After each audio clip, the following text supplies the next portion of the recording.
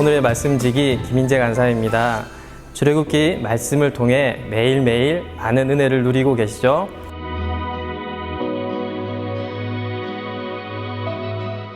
오늘 말씀에서는 20장부터 이어져 온 율법의 말씀을 근거로 하나님과 이스라엘 백성들이 시내산 언약을 맺는 장면이 나옵니다.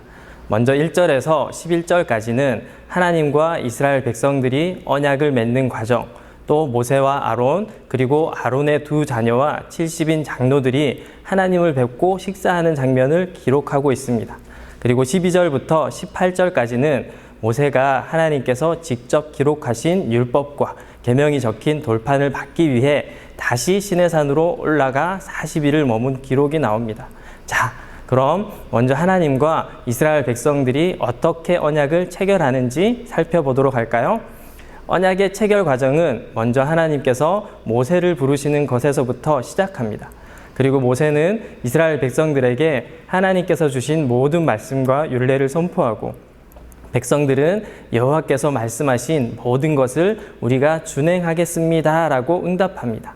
모세는 그 말씀을 모두 기록하고 제단을 쌓고 언약을 체결하기 위한 제사를 진행합니다. 그런데 7절에서 모세는 다시 한번 백성들에게 언약서, 즉 하나님의 말씀과 율례를 선포하고 백성들은 다시 여호와께서 말씀하신 모든 것을 우리가 준행하겠습니다 라고 재서약을 하는데요. 이것은 먼저 모세가 하나님께서 주신 모든 말씀을 하나도 빠짐없이 백성들의 귀에 강조해서 들려주기 위한 것입니다.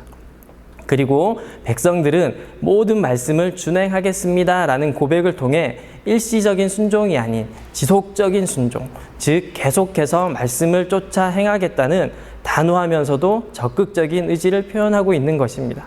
우리도 하나님께서 매일매일 주시는 말씀 앞에 한 번 읽고 말씀과 아무 상관없는 삶을 사는 것이 아니라 또 오늘 하루만 순종하겠습니다 라고 말하는 것이 아니라 지속적으로 말씀대로 순종할 것을 결단하고 믿음으로 나아가야 하겠죠.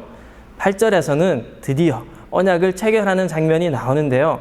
모세는 제사를 지내고 남겨둔 절반의 피를 백성들에게 뿌리면서 이 피가 바로 하나님께서 세우신 언약의 피다라고 선포합니다. 이로써 이스라엘 백성들은 언약 백성으로서의 기틀을 마련하고 제사장 나라로서의 사명을 시작하게 된 것입니다. 또 한 가지, 여기서 언약의 피는 바로 죄인으로서 죽을 수밖에 없는 우리를 위해 십자가에서 피 흘리신 예수님의 피를 예표해 주고 있습니다.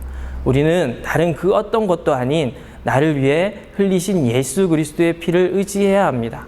그럴 때 우리는 모든 죄를 용서받았을 뿐만 아니라 하나님의 언약 백성으로서 하나님과 교제하며 영원한 천국 백성이 될 수 있는 것입니다. 언약 체결 후에 모세와 아론의 두 자녀와 70 장로들은 하나님을 뵙고 식탁의 교제를 하게 됩니다. 단순히 먹고 마셨다라기보다는 원어의 의미를 보면 즐기다라는 의미도 포함되어 있기 때문에 함께 기뻐서 즐거운 잔치를 가졌다고 생각할 수 있습니다. 여러분, 예수님께서 흘리신 보혈의 피로 영원한 언약의 백성이 된 우리, 당연히 기쁘고 즐거워야 합니다. 그 기쁨과 즐거움이 여러분의 삶에 항상 있기를 원합니다. 자, 이제 하나님께서는 모세를 다시 시내산으로 부르십니다. 하나님께서는 언약 백성이 된 이스라엘 백성들과 얼마나 교제하고 싶으셨을까요?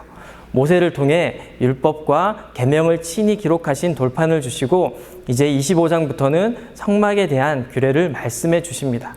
성막은 바로 하나님께서 친히 임재하셔서 이스라엘 백성들과 교제하기 위한 장소입니다. 여러분, 오늘도 말씀을 통해 여러분과 깊이 있게 교제하고 싶어 하시는 주님의 마음이 느껴지시나요? 출애굽기 24장 말씀을 통해 지속적으로 말씀만을 쫓아 살 것을 다시 한번 다짐하며 늘 기쁨과 감사함으로 말씀 가운데 하나님과 교제하는 여러분이 되기를 기도합니다. 샬롬.